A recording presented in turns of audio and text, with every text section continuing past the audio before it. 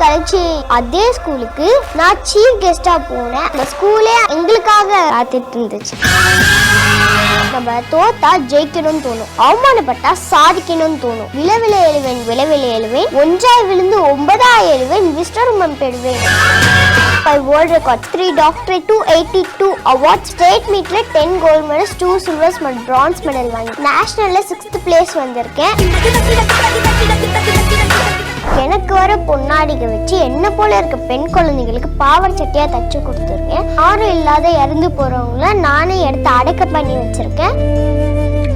விரல் வெட்டிடுச்சு, ரத்தம் ஊதிச்சு. அப்போ எல்லாருமே ஸ்டாப் பண்ணி சொன்னாங்க. ஆனா நான் அது கேட்கல. ஐ கேன் டூ இட் சொல்லி அதை பண்ணேன்.